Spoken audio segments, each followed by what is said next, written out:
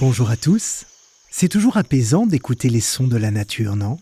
Moi, ça me remplit à la fois d'une grande quiétude et d'une grande reconnaissance pour la beauté que nous offre notre Terre. Bon, ok, d'accord, ça fait un peu perché, un peu cliché, mais quand on y pense, on a vraiment de la chance de vivre sur une si jolie planète. Bac de philo, révision express. Comme vous l'avez compris, nous allons parler de la nature. Et comme d'habitude, je vous propose de commencer par évoquer un film avec aujourd'hui Avatar de James Cameron, sorti en 2009, qui est une véritable ode à la nature. D'ailleurs, si vous n'avez pas encore eu le bonheur de voir ce film, excusez-moi, mais qu'est-ce que vous attendez ? Alors ok, le scénario est un tout petit peu linéaire, d'accord, mais techniquement, c'est incroyable. Je m'étais engagé dans les marines pour en baver. Je me disais que je pouvais affronter n'importe quelle épreuve. Tout ce que je cherchais depuis toujours, c'était une bonne raison de me battre. Mesdames et messieurs, vous n'êtes plus dans le Kansas. Vous êtes sur Pandora. L'action se déroule en 2154 et l'humanité a épuisé une grande partie des ressources naturelles de la Terre. Pour résoudre cette crise énergétique, des militaires et des scientifiques sont envoyés sur la planète Pandora pour extraire un minerai n'existant pas sur Terre, l'unobtainium. Mais cette planète est habitée par les Na'vi, de très grands hommes et femmes bleus qui vivent en harmonie avec la nature et ne sont pas du tout prêts à laisser les terriens venir piller leurs ressources. On a construit plusieurs écoles, on leur a appris notre langue, mais après des années passées sur le terrain, nos relations avec eux n'ont jamais été aussi mauvaises. Oui, quand on utilise des mitrailleuses contre eux, c'est tout à fait normal. En opposant ainsi les humains aux Na'vi, ce sont deux visions de la nature qui s'opposent. Pour les terriens, la nature est un ensemble de richesses, à exploiter une matière première pour inventer et créer des technologies. Mais pour les habitants de Pandora, la nature est sacrée, et toute chose, y compris eux-mêmes, en fait partie. Je voulais seulement vous remercier d'avoir tué ces bestioles.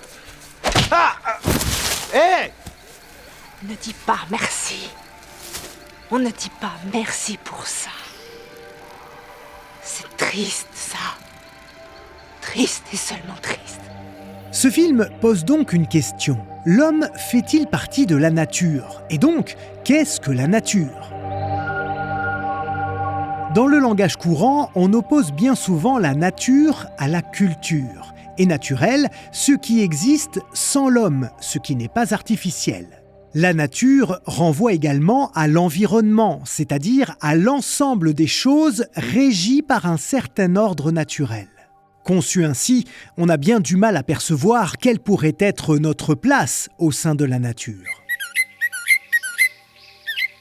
Aristote l'a défini comme la cause du mouvement des êtres naturels. Lorsqu'on dit que l'arbre est naturel, nous le disons parce qu'il est devenu ce qu'il est par essence. C'est sa finalité, c'est tout naturellement que la graine devient un arbre.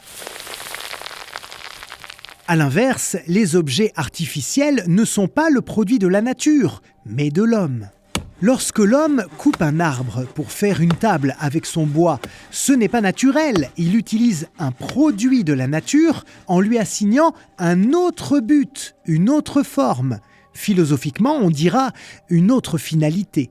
Sur la planète Pandora, les Na'vi vivent en harmonie avec la nature, parce qu'ils la connaissent et savent qu'eux-mêmes ont un but au sein de celle-ci. Ce n'est donc pas par instinct qu'ils se conforment à l'ordre de la nature, mais volontairement, parce qu'ils font un bon usage de leurs propres capacités naturelles, notamment celle de comprendre et d'agir convenablement. Qu'est-ce que c'est ? Les graines de l'arbre sacré. Des esprits très purs. À partir du XVIIe siècle, cette compréhension finaliste de la nature est remise en question. Pour Descartes, l'homme ne peut pas connaître la finalité des choses naturelles. Il ne sait pas pourquoi une chose existe, mais seulement comment elle existe. Pour lui, le mouvement n'est pas le passage de la puissance à l'acte, c'est-à-dire de la possibilité à l'existence, mais seulement le déplacement d'un objet dans l'espace. Comprendre la nature, ce n'est plus alors chercher la raison d'être de ce mouvement, mais seulement en comprendre le mécanisme. Les animaux et l'ensemble de ce qui existe fonctionnent selon des lois mathématiques, de la même façon que les machines créées par l'homme. En comprenant le fonctionnement de toute chose, l'homme devient alors comme maître et possesseur de la nature. Cette conception mécaniste a largement contribué au développement des sciences modernes et aux progrès agricoles ou médicaux. Mais le film Avatar dresse un triste portrait d'une telle conception de la nature. Les humains ont de très grandes connaissances scientifiques, c'est vrai, mais dans le film, elles ne servent qu'à exploiter la nature. Elles ne permettent pas de comprendre quelle est la place de l'homme dans tout ça.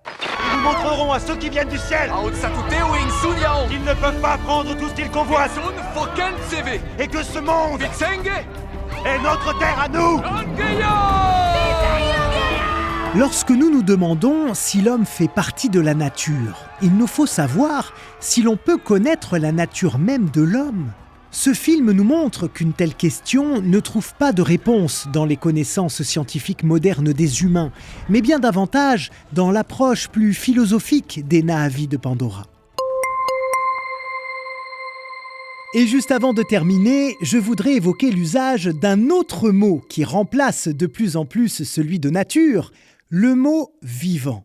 C'est un mot qui permet de sortir du dualisme entre la nature et la culture. Il est inclusif puisque l'homme fait partie du vivant.